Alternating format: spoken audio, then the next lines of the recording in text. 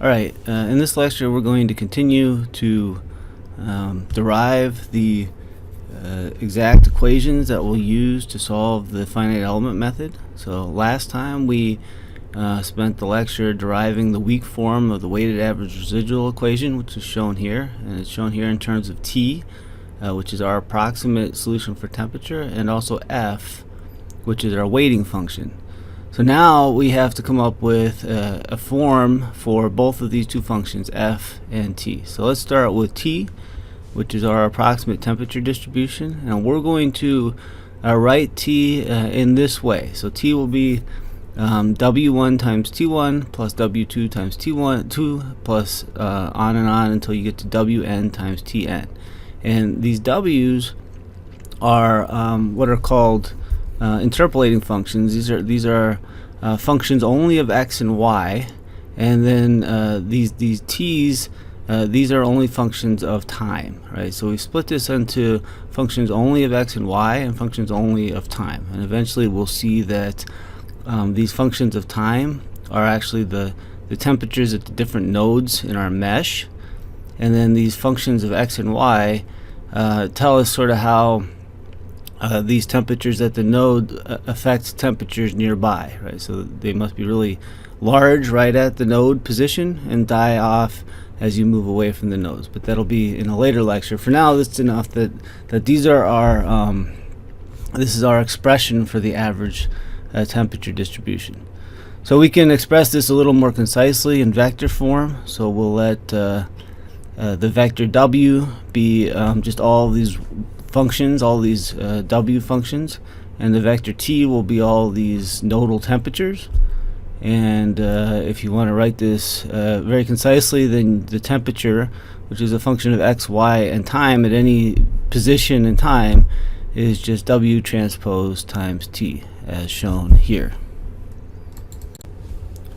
Alright, so the next step then is to take this approximate temperature solution, t, and substitute it into our weighted average residual equation.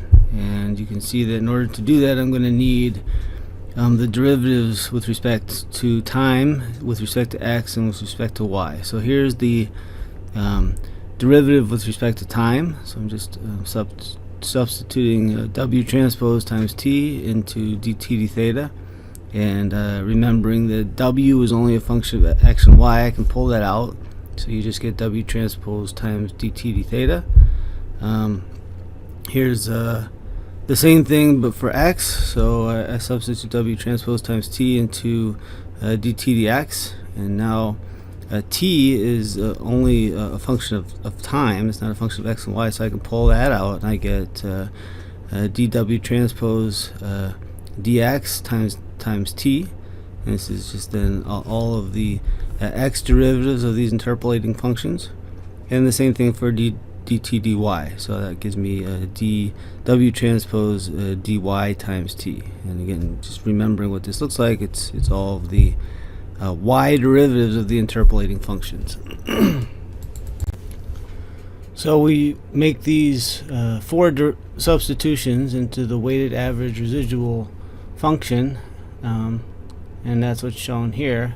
And now we have to remember that inside of these area integrals, t is only a function of time, and so t is constant at any location inside of your computational domain. So you can pull anything that has to do with t outside of those area integrals, and that's what we've done here.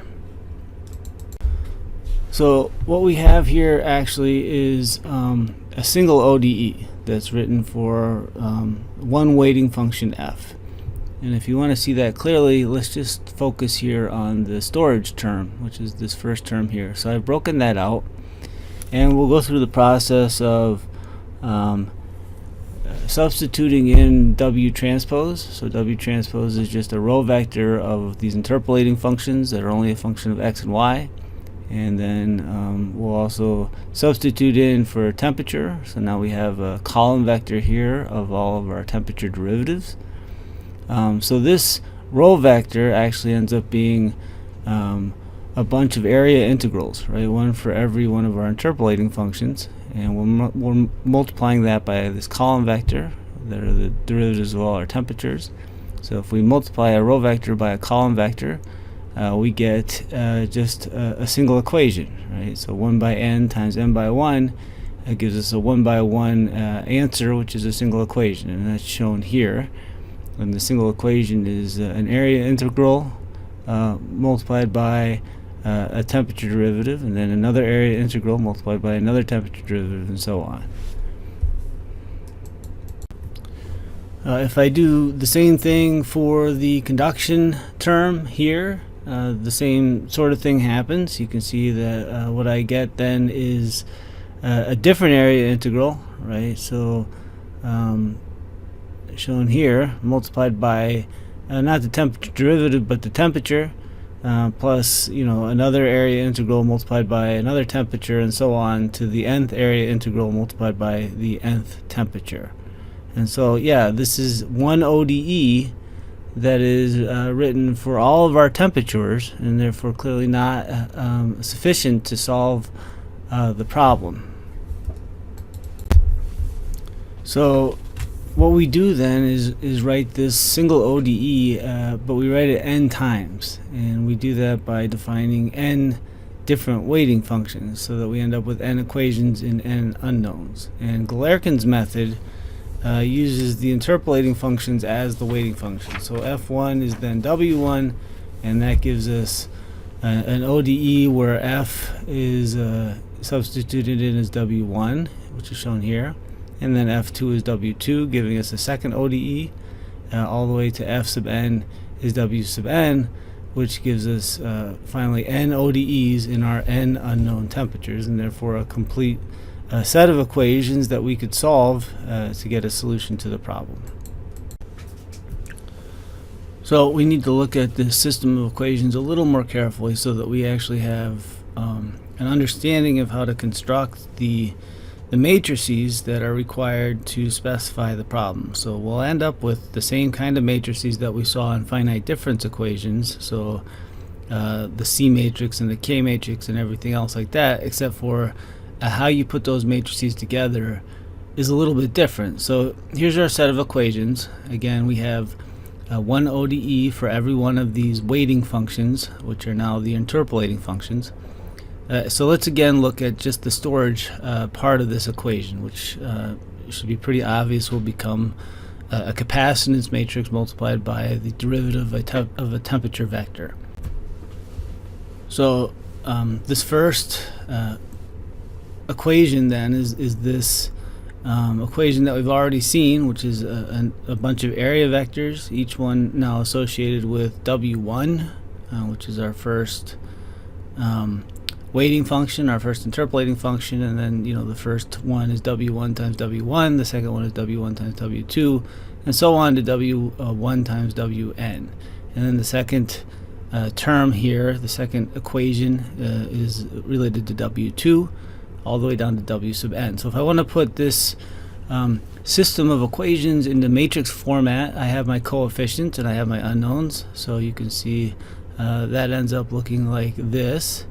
I have an n by n matrix of area integrals. In each case, the row and the column together determine which of the interpolating functions I'm multiplying together in order to accomplish that area integral. So along the diagonal, I'll have w11, w22, and so on to wnn, and then the off diagonal terms are symmetric, and you'll have either w21, for example, here in the second row first column, and w12 in the first row second column.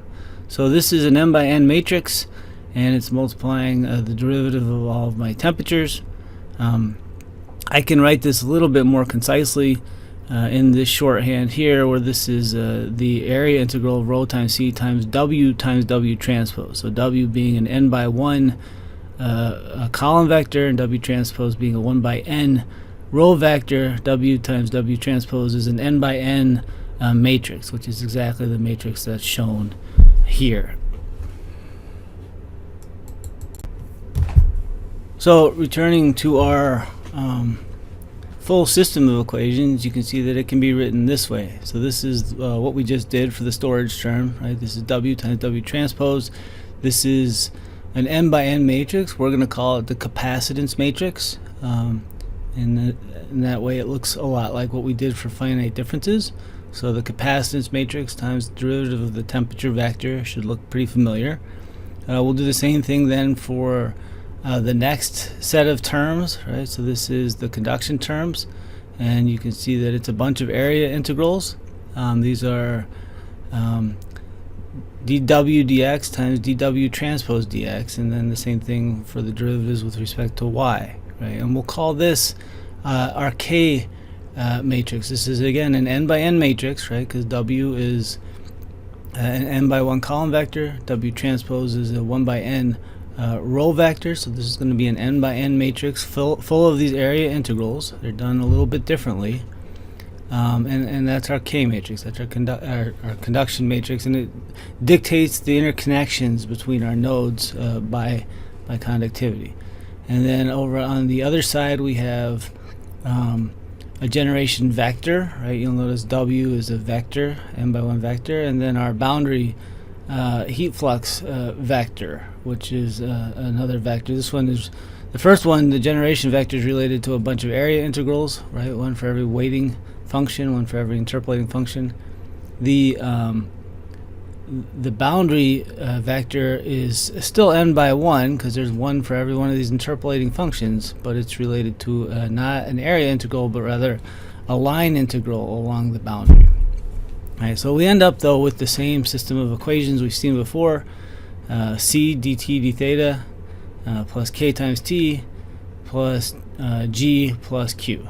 Right, so we now have some indication of how we construct c and k and g and q once we understand what our interpolating functions actually look like and how they can be operated on. So that's what the next lecture will talk about: is what are these interpolating functions, and how do you integrate them, how do you take their derivatives, and how do you do all the things you need to do in order to actually construct c and k and g and q.